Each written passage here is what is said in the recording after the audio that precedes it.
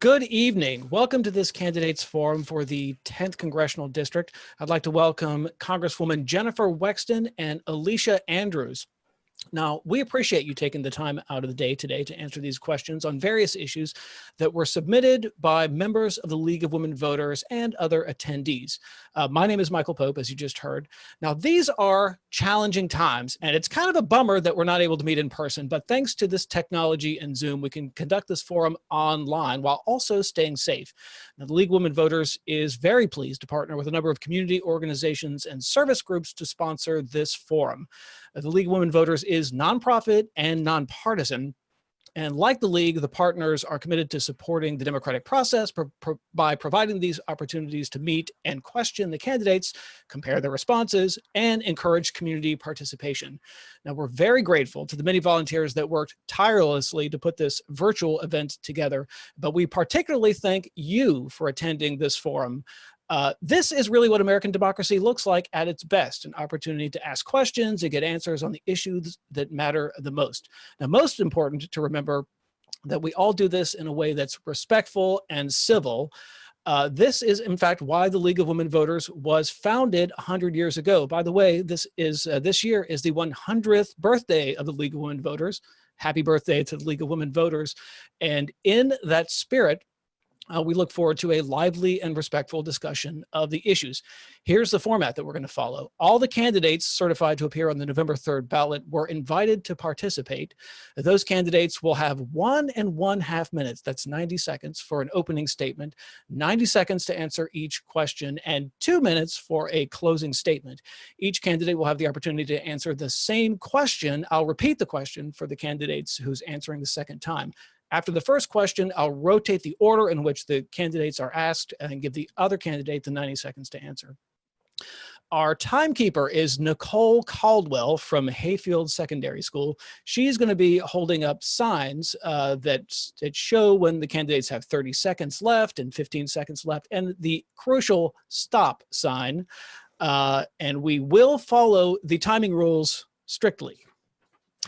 With that, let's get started. Congresswoman Wexton, would you like to make an opening statement? Thank you. I would. And thank you to the League of Women Voters for hosting tonight's event. I'm Congresswoman Jennifer Wexton, and I've spent my career as a prosecutor, state senator, and now as a member of Congress, fighting to deliver results for Virginia's kids and families. My first term in Congress has been marked by unprecedented challenges, from the longest ever federal government shutdown to a once-in-a-generation pandemic. But before I was even sworn in, I was on the phone with furloughed federal workers in our district, talking with them about how they were impacted by the shutdown and what it was doing to them and their families. I successfully fought to reopen the federal government and get federal workers make them whole afterwards. And when COVID-19 came to Virginia, I convened weekly stakeholders conference calls with local health departments, elected officials, hospital systems, first responders, and more to ensure that we had a coordinated response and we kept everybody safe and healthy.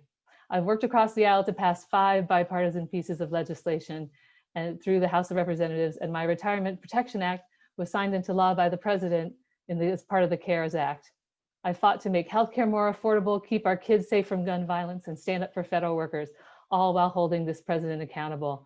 I've also been accessible to my constituents by holding 8 major in-person town halls before COVID and 9 virtual town halls during the pandemic.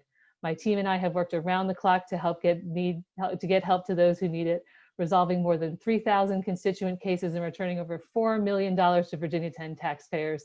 Thank you so much. I hope to earn your support and your vote. Next up is Alicia Andrews. Ms. Andrews, would you like to make an opening statement? Yes, thank you. And thank you to the League of Women Voters for having me here this evening.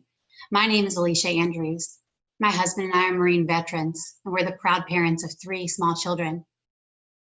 We, like many families, had very difficult pregnancies.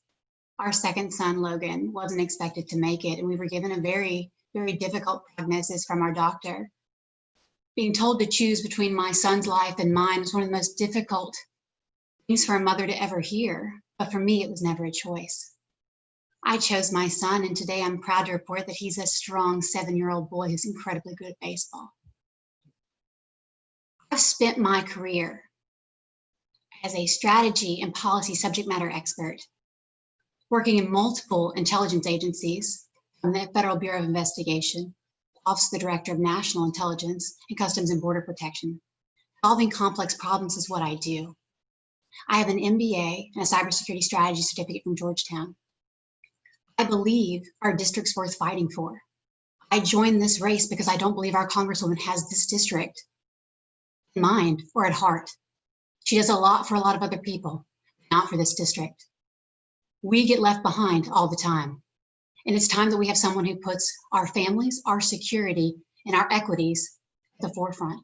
Our small businesses and our schools need to be able to open safely. Strangling regulations and higher taxes aren't the way to go. Vote to earn your vote. Thank you. All right, now we're going to go to our first question. The first question is going to go to Congresswoman Wexton first and Ms. Andrews second. So here's the first question. Do you believe that Democrats and Republicans can work together for the nation's common good? If so, what strategies would you use to accomplish this? Congresswoman Wexton, you first. I absolutely believe that Democrats and Republicans can work together for the nation's good, because we've done it. You know, I mean, I have in the state Senate, I passed 40 bills. Every single one of them was bipartisan. In the House of Representatives, I've passed 5 bills through the House of Representatives. Every single one of them was bipartisan.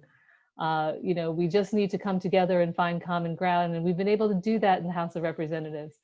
I'm pleased that when the pandemic first struck, that we came together and passed by broad bipartisan margins relief bills to get relief to small businesses, to get stimulus payments and checks to individual Americans, and also to help fund the public health response through the Families First Act and the CARES Act. But we still have a long ways to go, because I'm not going to lie, partisanship is real. Now, one thing I'm pleased about is that in the Virginia delegation, we bring that Virginia way with us to Congress. You know, every month we have a monthly delegation lunch that is bipartisan and bicameral, where we work together on issues that affect all of us. Things involving, for example, the port or transportation or Virginia trade issues.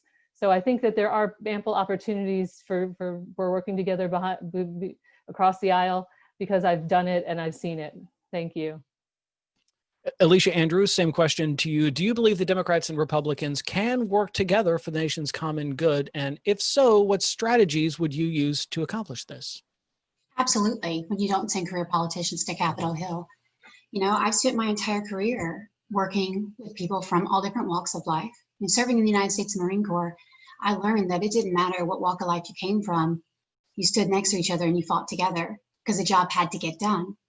Now, Ms. Wexton, it's interesting that she talks about her bipartisan track record on Capitol Hill, because the rest of us haven't seen it. Those 5 bills she talks about weren't actually hers. Those are things that she just signed on to. And when she talks about being bipartisan, you know, it's kind of sad that she's ranking in the bottom quarter when it comes to actually being bipartisan.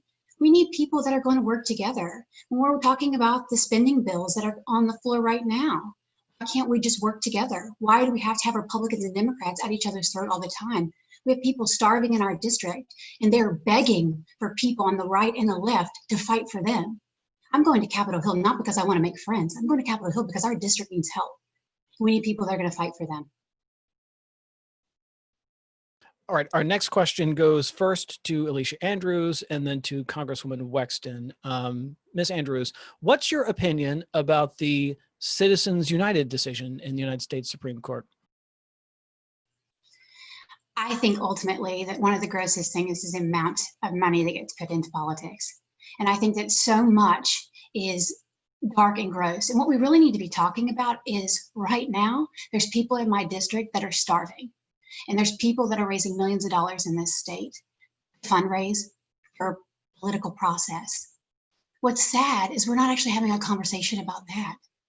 We need to be talking about how we can take care of the American people. We have literal millions of people out of work, and we need to be having a conversation of how we can best serve those Americans, not how we can best line our pockets. Congresswoman Wexton, what's your perspective? What's your opinion about the United States Supreme Court decision in Citizens United?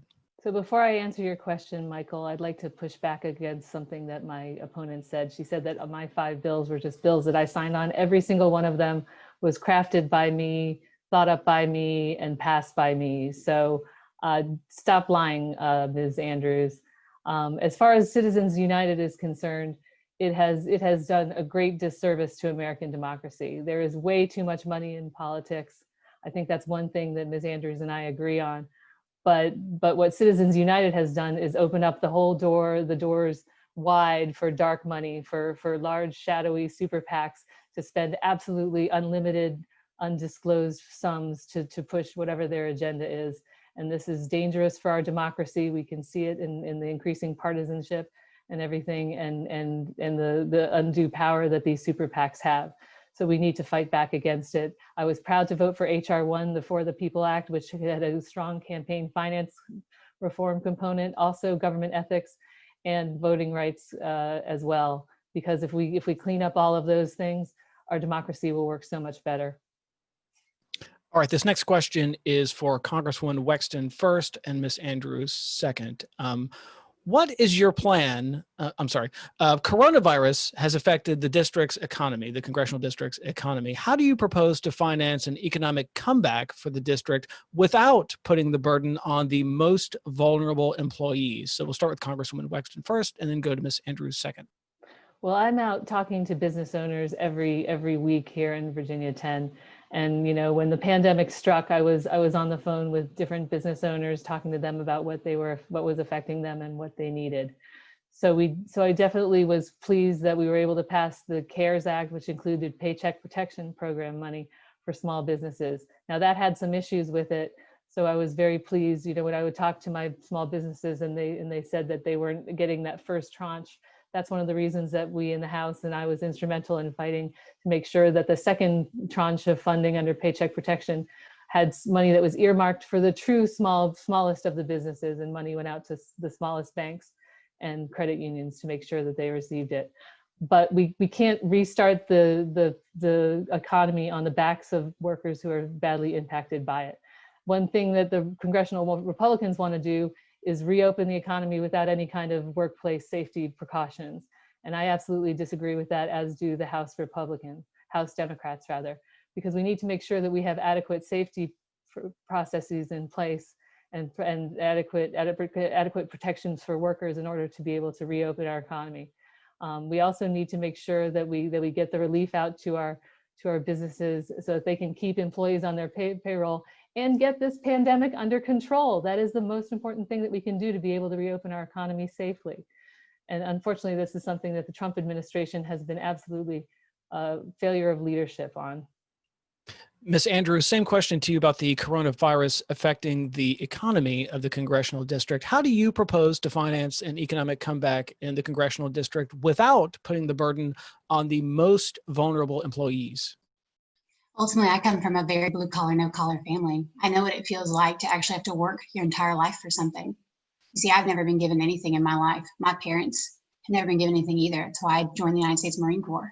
And I've become who I have been because of hard work and dedication. So many Americans, specifically in my district that are small business owners, have worked their entire lives creating these small businesses. And we're told that they had to be closed when places like Walmart, Home Depot, and other places were open, selling similar, if not the same goods. I don't understand why we can't make those small businesses be able to follow the same guidelines that those businesses that are already open are following. We need to make sure that, yes, we're opening safely, because it is important, and that's very much what me and Ms. Wexton agree on. We need to make sure it's safely. There have been a lot of failures, because the most important thing is to make sure people are safe. The second most important thing is to make sure our economy is back open, because we have to come together. This can't be a partisan thing, which is what it continues to be on Capitol Hill. Both sides are guilty. We need someone that's going to go on Capitol Hill that's going to actually put the interest of the Americans here. Strangling regulations are hurting us. Higher taxes are hurting us and hurting the most vulnerable. And we need to make sure that when you have someone going to the Hill, they're fighting to make sure that regulations aren't stopping the small businesses from being successful, that they're going to be helping them come back to the market. All right, this next question is going to go to Ms. Andrews first and Congresswoman Wexton second. It's about the topic of education. Ms. Andrews, do you believe that investing in quality early childhood education for birth through age 5 is an investment in the public good? As a mother of a child who's 2 years old, absolutely. I think that's one of the biggest opportunity areas for children.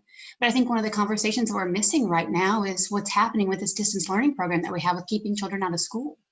You know, it's great for the parents that have a ton of money that are able to hire nannies and do, learning pods, but there's so many areas of gaps that we have for children from birth all the way on. So many people in our district can't afford an additional mortgage payment. And that's how childcare has gotten to this point. And we need to be able to support people that aren't able to do that. And we need to make sure that our education is first and foremost our priority. Congresswoman Wexton, same question to you. Do you believe that investing in early childhood education from birth through the age of 5 is an investment in the public good?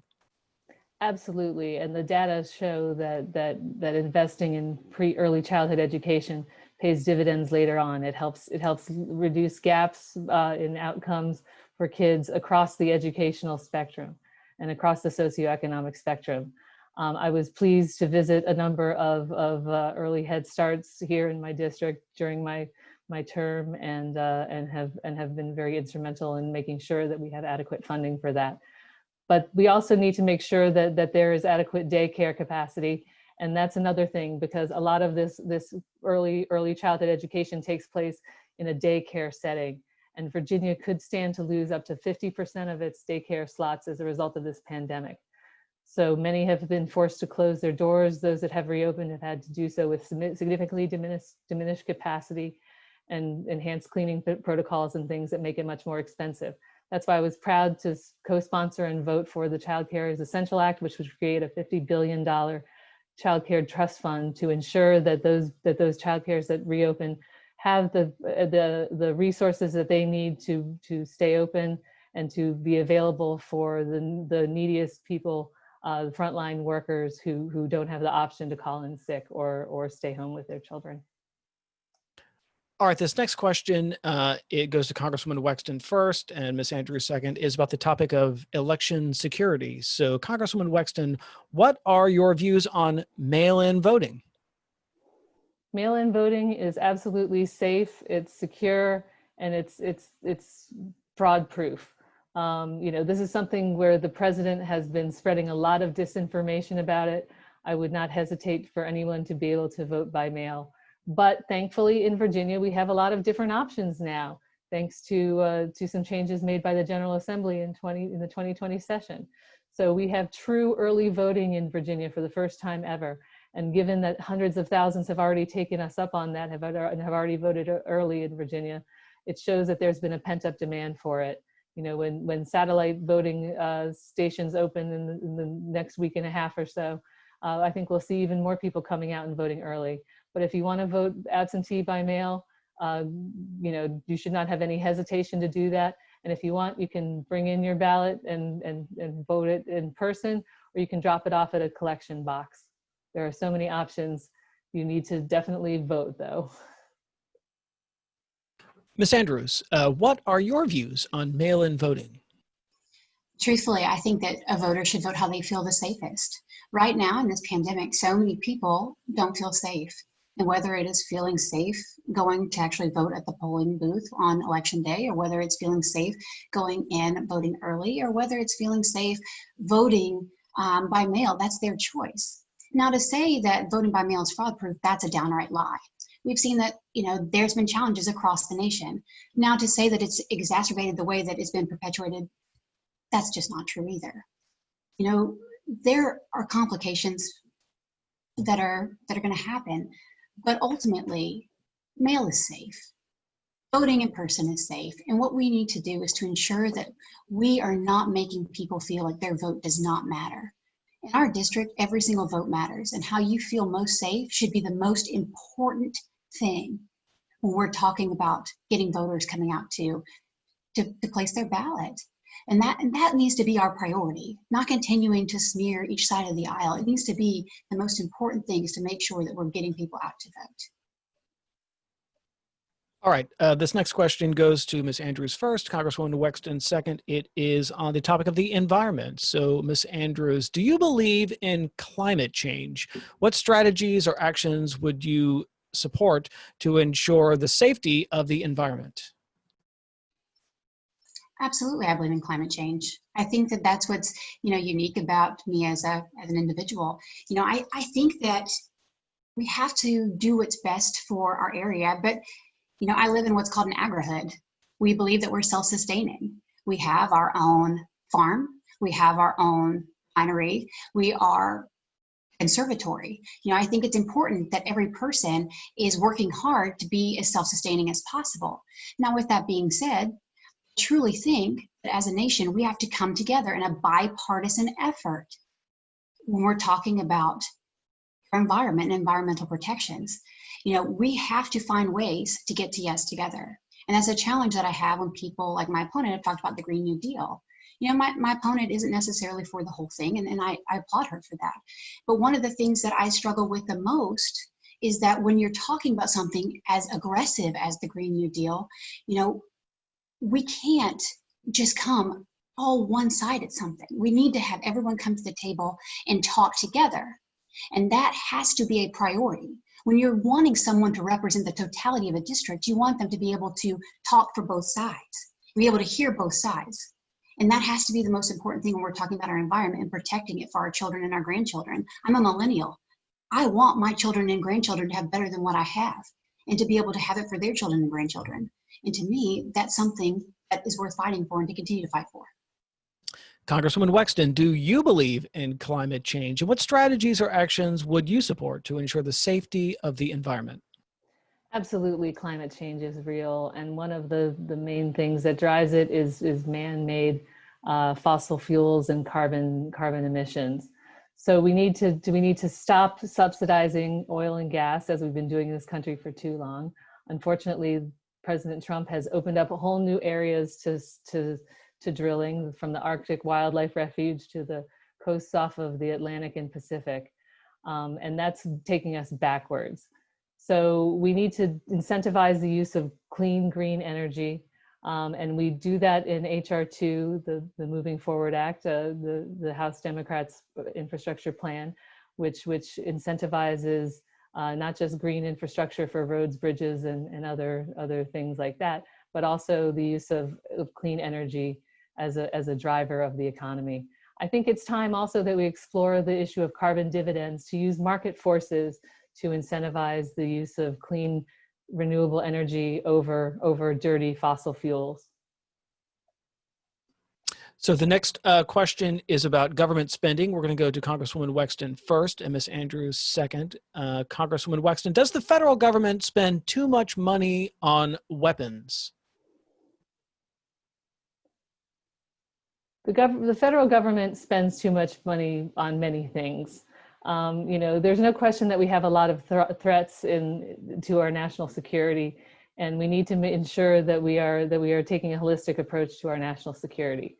So one of the things that's really concerning to me is that in the Pentagon, they still haven't managed to have a clean audit of all of their accounts in quite a long time.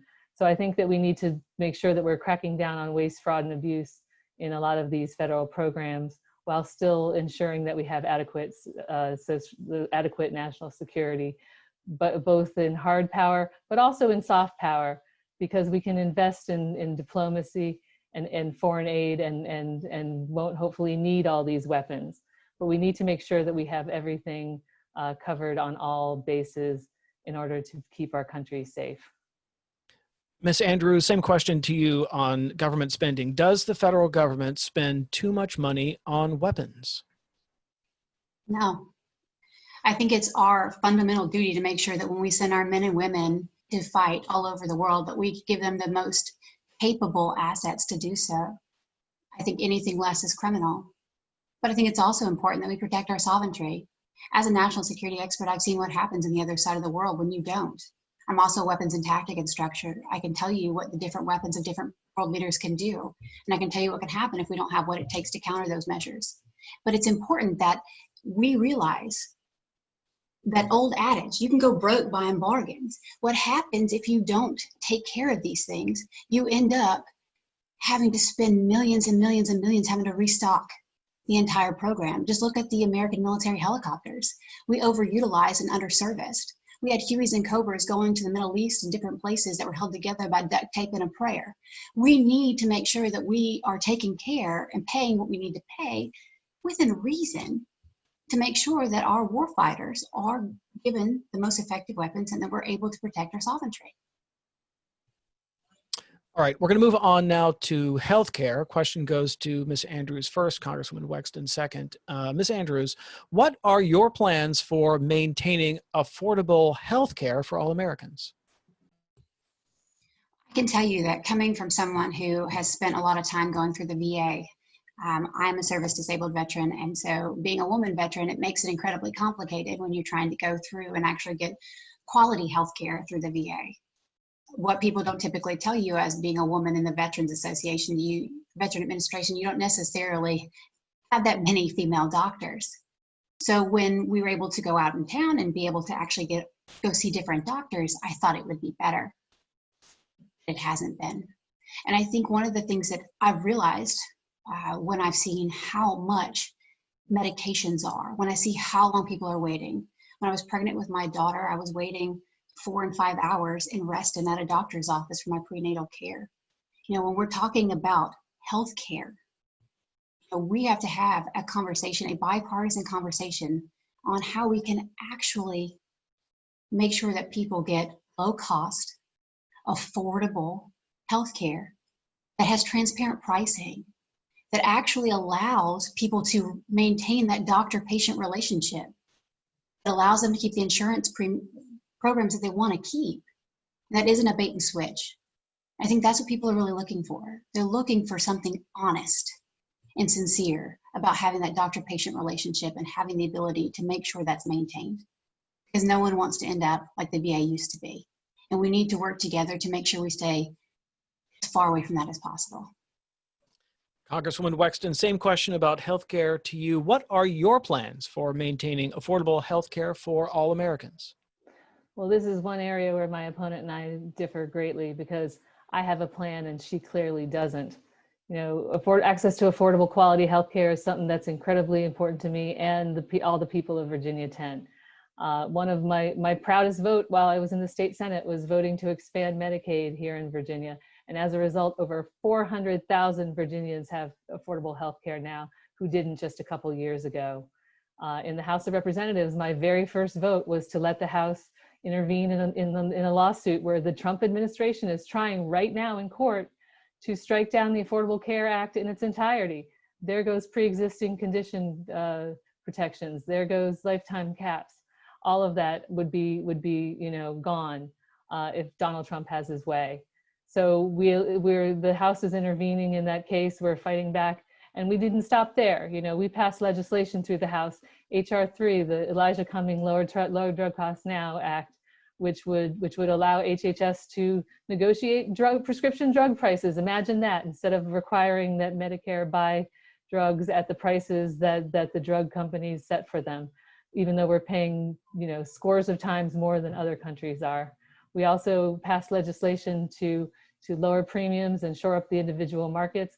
And I will always, always fight for affordable health care as your member of Congress. All right, we're going to move on now to immigration. We'll start with Congresswoman Wexton, move on to Ms. Andrews. Congresswoman Wexton, explain how you would reform immigration policies. Comprehensive immigration reform is so needed in this district and in this country. This is something I hear from employers about all the time. You know, one of the things I was very proud to vote to pass in the House of Representatives was the Dream and the Promise Act. You know, we need protections and a path to citizenship for dreamers, most of whom who have been in this country for most of their lives may not have any familiarity with their home countries. You know, I went to a gathering at Falcons Landing, which is a military officers retirement community in my district. And they didn't want to talk to me about the VA. They didn't want to talk to me about, veterans benefits. They wanted to talk to me about the people in their community who worked with them, who were on temporary protective status, TPS, which Donald Trump has threatened to take away. So we need a pathway to citizenship and protections for TPS workers and dreamers. We also need to, I hear from the tech companies in the eastern part of my district about how they have these backlogs for skilled labor visas. And that's why I was proud to vote for the Fairness for High Skilled Immigrants Act to clear those backlogs. And we also need to reform our agricultural visa program. And so that's why I was proud to vote for the Farm Workforce Modernization Act to do exactly that. So there's so much that we need to do. Immigration should not be a scary topic.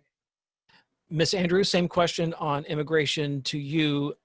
Explain how you would reform immigration policies. This is something I know quite a bit more than my opponent does. Is immigration reform is something that a lot of people on the Hill, both the left and the right, like to use as buzzwords and topics every time they run for office. But immigration reform is something that's been over needed for more than 50 years. We have an old system that we continuously yell at people that do their job at the border to do better, and they can't because the policy is outdated. Now, there are some things that my opponent's right about that we do need to address. We do need to address the tech companies needing skilled visas. We do need to make sure that we are able to protect the people that are here and that need to be here. But what we really need to do is look at immigration from a multi-pronged approach. We need to make sure that our immigration system is something that people can actually understand, that isn't more than 300 pages of size 5 font of legalese that no one can really understand.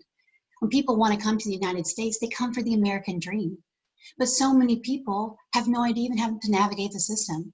And that's the inconvenient truth here. The inconvenient truth is that, we want people to come here legally. I do. I love legal immigration. And I think that our policy on immigration needs to be one that's done bipartisanly. It needs to make sure that the people that want to be here need to be here. And the people that want to be able to come to the United States have a pathway to do that that makes sense and that anyone can read. Right now, that's not the case.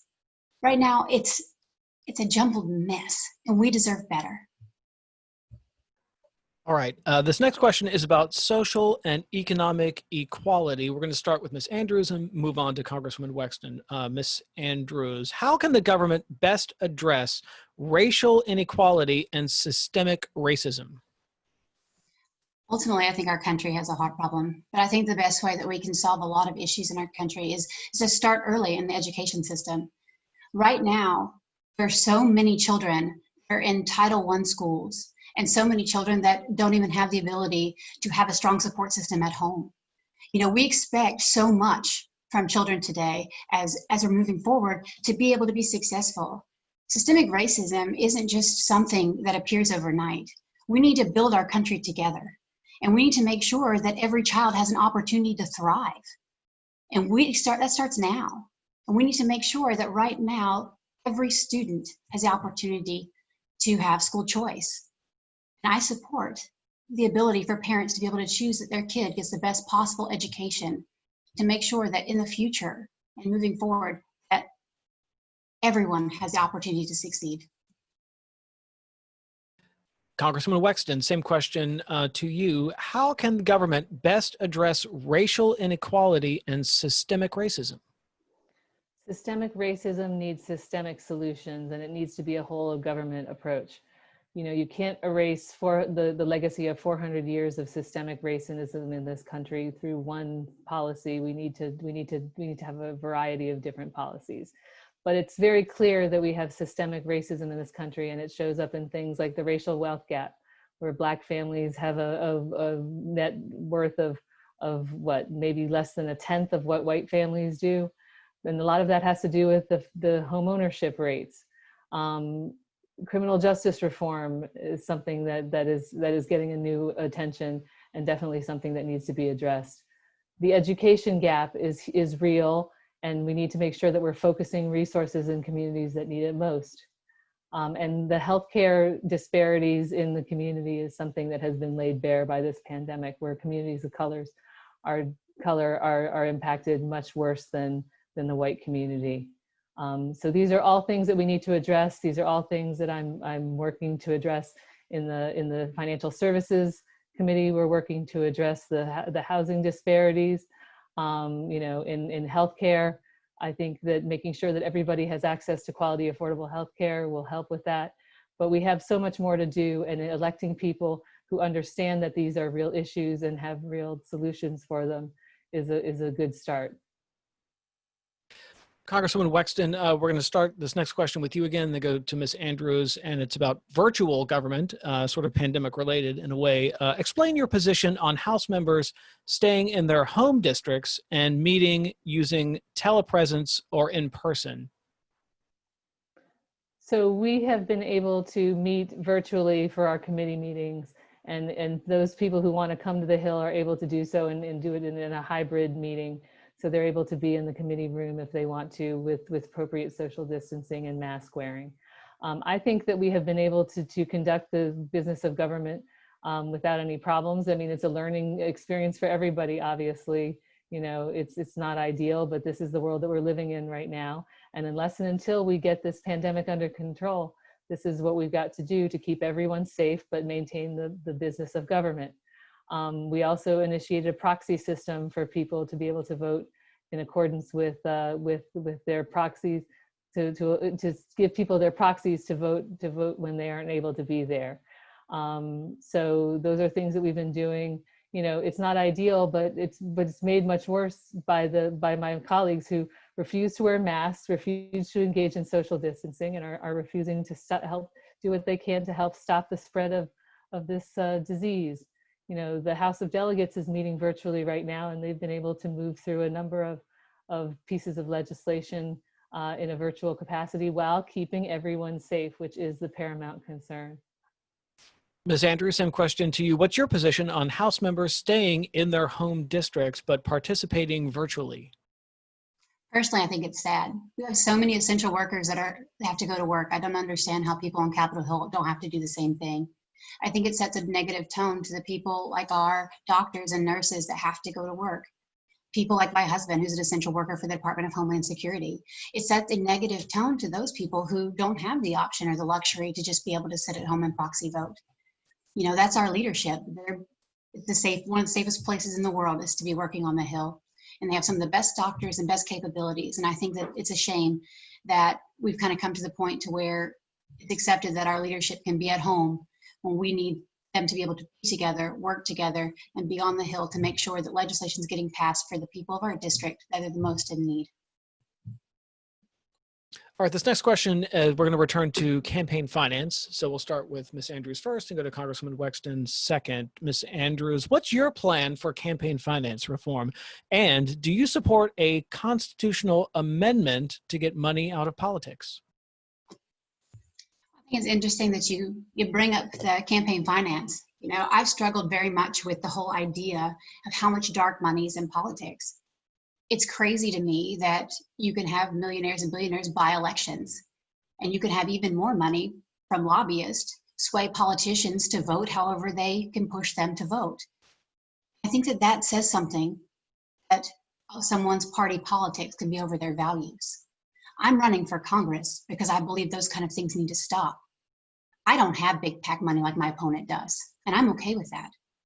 I think it's important that our values have to matter. And personally, I think PAC money shouldn't be allowed when it comes to running for Congress, because I don't think, unless it's going to be a NASCAR race where you can wear the patches on your side so people know who you're bought and paid for, I think we need to get the money out, because people in our district need you fighting for them, not fighting for PACs and not fighting for lobbyists. And it goes to the same for the people on the Hill and elsewhere. It's important that we make people of our district a priority. And at the end of the day, if the people of our district, if their money doesn't matter to you, if their very being doesn't matter to you, and all you're concerned about is PAC money and lobbyist money, then that says a lot about your value and your character. Congresswoman Wexton, same question to you. What's your plan for campaign finance reform? And do you support a constitutional amendment to get money out of politics? I absolutely support a constitutional amendment to get money out of politics. I think that End Citizens United decision was extremely dangerous to American politics, and I think we've seen a lot of bad results as a result of it. So I certainly support the amendment, but there are things that we can do in the meantime, and some of them we've done in HR 1. You know, for starters, we can limit campaign contributions to super PACs. We can also require that there be full disclosure of who's giving to these PACs, so at least we know where the money's coming from and what other nefarious agendas they may have. So there are things that we can do within constitutional parameters. But given that, you know, we have the Supreme Court decision that seems to think that corporations are people, except when we want them to pay taxes, and that their speech is equivalent to people's speech, we're kind of limited in terms of what we can do without that amendment. And I unfortunately don't anticipate the makeup of the Supreme Court improving on this issue in the near future. All right, our next question is about the economic recovery. We're going to start with Congresswoman Wexton and move on to Ms. Andrews. Congresswoman Wexton, what kind of economic recovery do you envision after a vaccine is widely available? I hope and expect that after a vaccine is widely available, we will see a recovery. We will see people coming back to work and businesses coming back. But we need to make sure that we are protecting all the businesses that may close in the meantime, because so many of our businesses are hurting. Every day, more and more small businesses are closing their doors, maybe forever. You know, we know that restaurants and the hospitality industry have been devastated by this pandemic. So we need to get extra support out to them. That's why I was proud to support and vote for the Restaurants Act, which was folded into our most recent relief bill that passed the House of Representatives and is still waiting for action from the Senate. We need to make sure that we get support out to the airlines and the airlines industry, because, you know, Dulles Airport is a huge economic driver for our region, and we have tens of thousands of airline workers here in Virginia 10 who need those supports and may have gotten pink slips as of last week. So we need to make sure that we're shoring up and supporting the industries that may not come back if we don't get them the help that they need. So we need to do another round of targeted paycheck protection. We need to do the payroll support program for airlines, and we need to ensure that all Americans get more stimulus relief in the meantime as well. Ms. Andrews, same question for you. What kind of economic recovery do you envision after a vaccine is widely available? Well, I'm hoping that the economic recovery will start working before the vaccine, because I don't think that the economic recovery should be predicated on a vaccine. I think we should start working hard on getting our small businesses open. I think it's very telling that Ms. Wexton supports the vaccine where the vice presidential nominee on her side doesn't. She vehemently speaks out against it. We need to make sure that our small businesses are not suffocated by regulations. And we need to make sure that we are not overtaxing and overburdening our small businesses that are majority of them are either minority, women owned, in our district. And we need to make sure that they have the resources they need to be successful. The idea that it's okay, many more are going to shut down, that's not okay. We need to be out fighting for them. See, unlike my opponent, I am out every single day with these people, many of which have no idea who my opponent even is, and that's their representative, and that's sad. And we need to make sure that these small businesses know they have an ally in Congress. Just because they aren't millionaires and billionaires doesn't mean that they don't have a seat at the table. And when I'm their representative, they're going to have a seat at the table. All right, this next question is, we're going to return to government spending, and I'll ask the question first to Ms. Andrews, then we'll go to Congresswoman Wexton. Ms. Andrews, what actions should the federal government implement to begin restoring the country's crumbling infrastructure? It's no mystery. You could drive down any one of the Northern Virginia roads and fall into a pothole the size of a refrigerator if you go far enough towards DC. Our infrastructure is crumbling. And one of the things we've been talking about a long time, at least for the past several years, for the past couple of administrations, is how we need to make sure that infrastructure is a priority. But it always seems to kind of get passed over because something else always seems to come up. But we have to be able to make it a priority. Our metro system has to continue to be a priority. Ms. Wexton talked about it. Has talked about it before. You know, we need to make sure that we are continuing to make sure that our roads and bridges are going to be safe for people to travel on. We have so many commuters from our district that go into DC every day. and they need to be able to do it safely. My priority is to make sure that the people of our district are not burdened any more than they have to be. And sitting on a parking lot or falling into, a crater-sized pothole is not something they need to do. And we need to work with our state and local officials to make sure that can happen. But we need to be realistic that that approach is going to take some time. And that's something that we need to be able to create interesting ideas on how to make that happen. And I'm willing to talk and to work with anyone across the aisle to make that happen. Congresswoman Wexton, same question to you. What actions should the federal government implement to begin restoring the country's crumbling infrastructure? Once again, my opponent doesn't actually have a plan. And I do want to push back on something that she said in her previous answer about small business support. I helped over 18,000 small businesses in Virginia 10 receive paycheck protection loans totaling $2.4 billion. So I think that they would disagree with your assessment of what I've done for them. But on infrastructure, this is something that's so important, and government and federal government has not picked up the tab and has not done anything on this in too long. One of the things that we've done in Virginia that has really helped with our infrastructure is pass 2313, the historic bipartisan infrastructure plan, which has given us money for mega projects like the Route 28 and 66 interchange, or flyovers on Route 28 and Route 7 in Loudoun County. It's because of the historic investments that we made at the state level that we've been able to pay for those projects and then build them in Virginia. But in Congress, we passed H.R. 2, the Moving America Forward Act, which had historic investments in infrastructure, not just roads and bridges and water infrastructure, but also things like broadband, because the digital divide is big and getting bigger, and we need to make sure that all Americans are served by high-speed internet. All right, we're going to return to healthcare now. First, we're going to start with Congresswoman Wexton, then move to Ms. Andrews. So, Congresswoman Wexton, the cost of prescription drugs can be overwhelming for some.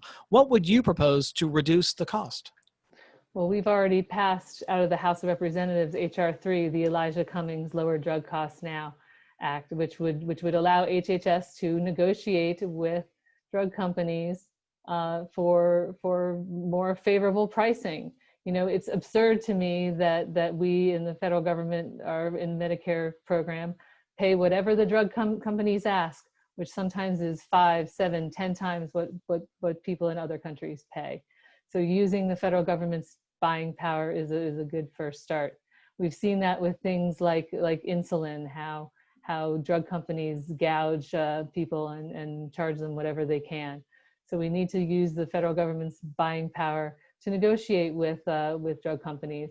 And let's remember that it's often research and development that is jump-started with federal research dollars that have enabled these drug companies to get these patents, which are so beneficial to them. But Donald Trump just wanted to cement the drug companies' powers and their unfair monopolies for even longer. As a part of the USMCA that was originally put out there, United States-Mexico-Canada Trade Agreement, they wanted to cement a drug company pricing that they could price their drugs at whatever they wanted in the whole US, Mexico, and Canada. And House Democrats fought to get that removed. Ms. Andrews, same question to you about the cost of prescription drugs being overwhelming for some. What would you propose to reduce the cost? Ultimately, transparency. I think light is probably the best thing on anything, but also to have competition. There's so many different companies that want the opportunity to get their hands on some of this R&D. And so I think that we need to have more competition in the medical space. But I also want to take a second to address something that my opponent has said. What's interesting when she talks about the PPP loans for these small businesses, but it's sad that she couldn't break away from her leadership and support the much needed second round of the PPP. We need people that are going to fight for our small businesses. Like I'm going to fight for them, and I'm going to fight to make sure that our medical prices are lower. And what we need to do is make sure that the people of our district have someone who's going to be a champion and ally for them, not for whatever super PAC's going to pay her the most the next time. Next question is about social and economic equality. We're going to start with Ms. Andrews and go to Congresswoman Wexton. Ms. Andrews, the question is about rioting and looting across the country. In your view, does the federal government have a role in maintaining local public safety? No, they don't. I think the only reason why the federal government ever needs to be involved is if they're called and asked to be involved. I think right now there's so many people that are hurting, and involving the federal government only makes the situation worse. We need to make sure that we support our state and local leaders and support them in the ways that they ask to be supported, and then provide them the additional resources as it's needed. Congresswoman Wexton, same question to you about rioting and looting that's gone on across the country. In your view, does the federal government have a role in maintaining local public safety? Well, this is one area, I guess, where my opponent and I actually agree, because I don't think the federal government should have a role in maintaining local safety. And we saw what happened when Donald Trump called in the National Guard to oust peaceful protesters so that he could have a photo op across from the White House. So we need to make sure that the federal government and federal forces are not used, are not sent into states against anyone's will. All right, back on the topic of immigration, we're going to start with Congresswoman Wexton and go to Ms. Andrews. Congresswoman Wexton, should family migration be ended? No, family reunification visas and migration is an integral part of what we do in our immigration system. You know, we have people who have come to this country. For example, we have a lot of tech workers who come on the skilled immigrant visas, and when they get their green cards, they try to bring their families over as well. You know, people need to be vested in the country. They need to feel like they have the ability to bring their families and reunite with them. And we want to encourage that. So I don't think we should end family reunification. Ms. Andrews, same question to you. Should family migration be ended? No, but I think that one of the biggest challenges we have again with our immigration system is it's old and outdated. We have a bunch of different things thrown in it together, and we need to actually have a complex immigration reform done, where we have a bipartisanship agreement on what things can and can't be done as far as immigration. I definitely support people that want to be in the United States and want to be with their families. I think one of the greatest things that we can ever have in our country is people that are living the American dream. It's powerful and it's passionate. And what you'll see a lot in our district are a lot of small business owners that many are first generation or second generation Americans who live that dream. It is incredible. And we need to empower that. But we also need a system that makes sense. We need people that are willing to do that for us. Next question, we'll start with Ms. Andrews and go to Congresswoman Wexton. Do you support statehood for Washington, D.C. and Puerto Rico? No, I don't. I think that the best part about DC is that it's neutral, and it's great that it's neutral, and it's important, I think, in our history that it continues to stay neutral. I think it gives it more power that way. It allows us all to come together somewhere that's neutral and work together. That's something that maybe we're missing right now, and maybe something that we need to reestablish is the ability for us to find a way to get back to that, get back to the togetherness. I've heard a lot of people from both sides of the aisle have conversations about this, but a lot of it's been partisan based. We need to actually come together as a country and work together. And I think that that's what's powerful about those places being neutral. Congresswoman Wexton, do you support statehood for Washington, D.C. and Puerto Rico? I absolutely support statehood for Washington, D.C. and Puerto Rico. If you are a United States citizen, as people who live in Washington, D.C. and Puerto Rico are, they deserve the right to vote and to be represented in Congress, neither of which do they really have now. So I absolutely support them. You know, DC has a bigger population than a number of states, and yet they have no representation in Congress or the Senate. So I think that all Americans, wherever they are, should be able to vote and be represented. All right, we're going to go back to healthcare for a moment here. Congressman Wexton, we're going to start with you and move on to Ms. Andrews. Congressman Wexton, how would you propose to address the opioid addiction and all the resulting social problems? So this is something that's been really integral to what I've been doing in Congress, and even before I was in Congress, it's something that was extremely important to me. my proudest legislation as a member of the state Senate was to get Narcan into the hands of more people. And that legislation was brought to me by a constituent who lost her brother to an opioid overdose. So we need to ensure that we are getting the right kind of resources out to people. I support things like drug courts and funding for them to ensure that people are getting the treatment that they need. And sadly, one thing that we've seen in the coronavirus pandemic is that we've had an increase in overdoses and fatalities here in Virginia 10 because more people are using and more people are using alone. So we need to ensure that people also have access to treatment through their healthcare providers. And it's worth noting that one of the only reasons that people have parity for mental health treatment and treatment, substance abuse treatment, is because of the mental health parity, which was included in the Affordable Care Act. Alicia Andrews, same question to you. How would you propose to address the opioid addiction problem and all the resulting social problems? One of the biggest things I think on this one is something that I very much appreciate and agree with Ms. Wexton on. I think that, getting Narcan in the hands of more people is probably one of the best things that we can do. I think that this pandemic has probably been one of the worst things to happen for people with addiction because it isolates people. And we've seen in very, very vast studies from all over that when people are alone, when they're isolated, is when they're the most vulnerable. And one of the scariest things about people being the most vulnerable is they don't necessarily have access, or maybe the people that they're living with don't have access to some of the life-saving treatments that they might need.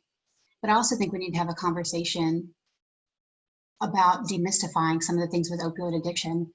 A lot of families that are struggling with addiction struggle with it in the closet or in the dark because they feel like, there's something wrong with them or the person in their family that's struggling with addiction.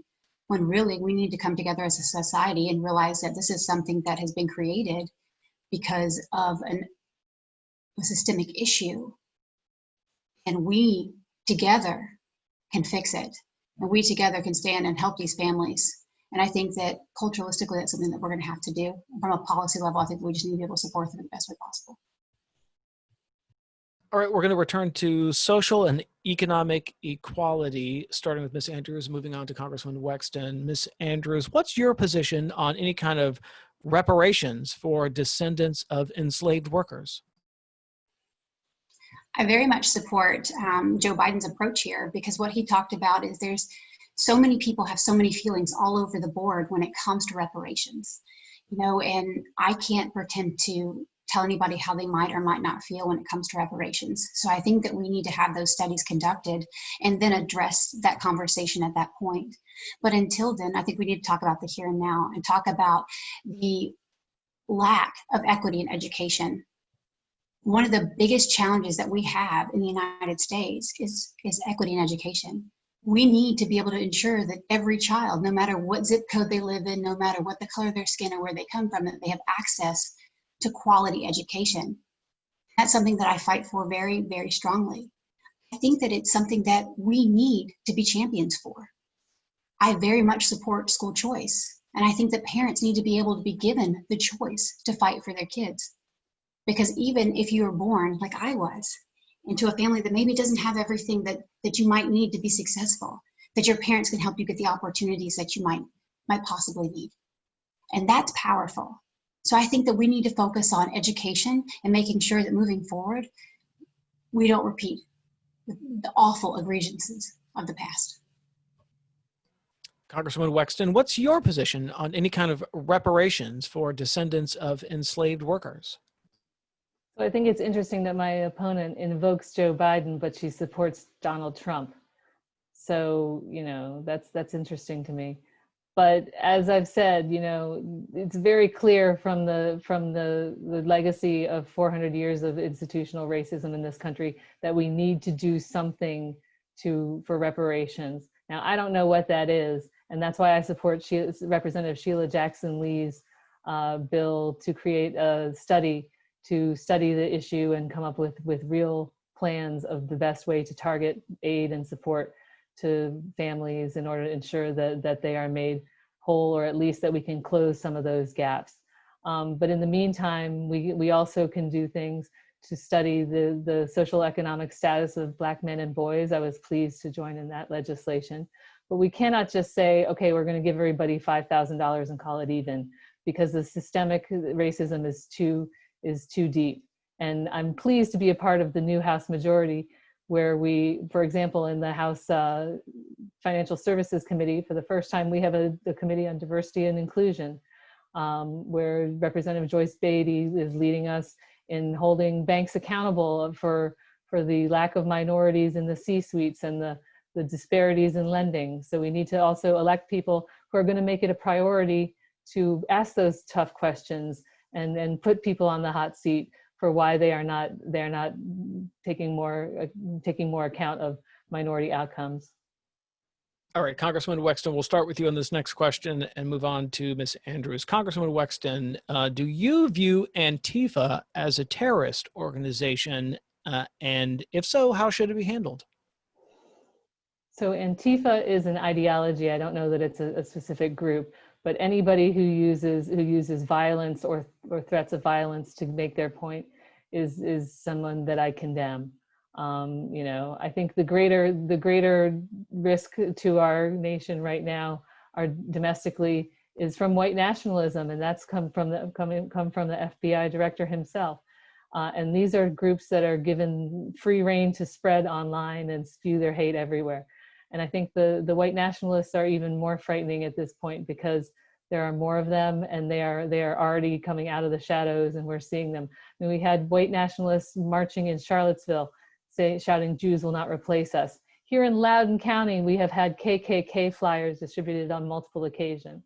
So I think we need to take active steps to crack down on these hate groups, and also to crack down on the social media platforms who let this kind of hate spread with impunity. Ms. Andrews, same question to you. Do you view Antifa as a terrorist organization? And if so, how should it be handled? Let me be clear. I vehemently stand against any group that supports any type of violence or terror or any of it. I don't support any of the white supremacy groups. I don't support Antifa. I don't support any of this. But ultimately, I think that whether it's an ideology or whether it's a threat group, whatever it is today, whatever it might be tomorrow, whatever it was last week, I agree with Director Ray that it is an ideology. But the problem is people are using that ideology to build a group. And they're using groupthink, and they're using a lot of misinformation, like Ms. Wexton had talked about, on social media platforms. They're using misinformation with each other, and they're launching these crazy riots in different places. And they're invoking fear in a lot of Americans and terror. It's unacceptable, and it should be condemned by every single solitary person. Because we've learned a long time ago that our country was built off of a love and patriotism for it. Any ounce of hate should be absolutely stopped. We should all be standing together against it. All right, this next question, we'll start with Ms. Andrews and move on to Congresswoman Wexton. Ms. Andrews, I mentioned at the top of the show that League of Women Voters is 100 years old this year. This question is about something else that's 100 years old. The House of Representatives has had 435 members for more than 100 years. Do you support expansion of the members of the House of Representatives? No, I think that I don't really understand why the reason they would want to expand. I think what we have works. And I think right now we have so much gridlock. To expand it only opens the door of a slippery slope to further expand it some more. I think what we need to focus on, instead of worrying about expanding the House, is to focus on how we can best serve the American people. So it is the 100th year. It's also the 100th year of women's suffrage. And I'm going to be the first female Marine to ever serve in U.S. Congress when I take this seat. And what's incredibly challenging to me is that the lack of focus that people have specifically on this district. And we have to make sure that the equities are represented for those people. And that's my stance on it.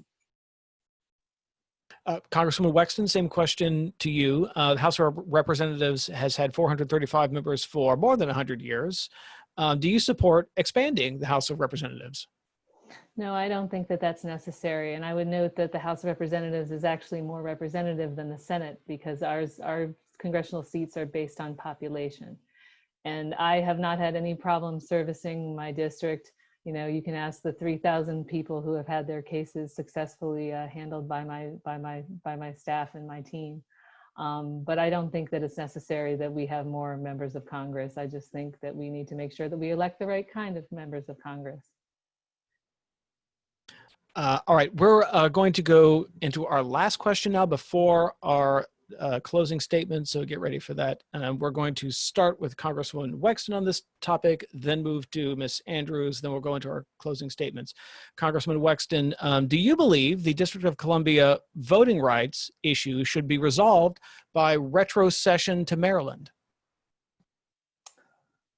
I don't think that it should be resolved by retrocession to Maryland. I think that DC is very proud of their identity. I think that they should just be made a state and that they'll have the rights that are incumbent upon all states.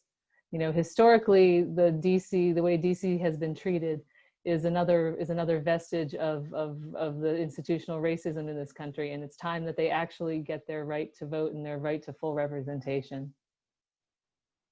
Ms. Andrews, same question to you. Do you believe the District of Columbia voting rights issue should be resolved by retrocession to Maryland? No, but I think that that's kind of up to DC and Maryland to have that discussion.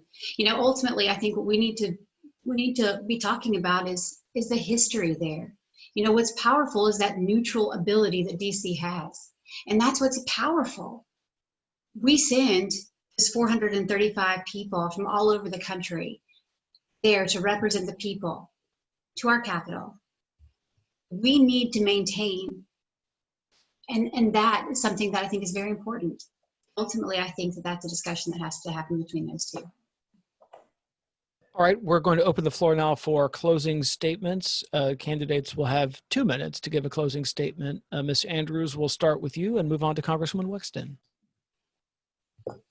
Thank you so much for having me, and thank you, Ms. Wexton, for joining us. Again, my name is Alicia Andrews. I'm a Marine. I came from nothing. I'm fighting because I believe in our district. I believe we're worth fighting for. I think you know that the status quo doesn't work. I think you've heard my opponent talk more times about Donald Trump tonight than anything else. I think this is the first time you've heard me mention his name. I talk more times about being bipartisan. I've talked about supporting my district because we have to matter. The vote on November 3rd is about safety, security, in our district. We have to matter. Our small businesses need to open. Our schools need to open, but safely. Our voices have to be heard. We have to have the opportunity to make sure those voices get heard. We have the opportunity to make change here. And I look forward to earning your vote. If you'd like to learn more about me, you can go to my website at andrewsforvirginia.com.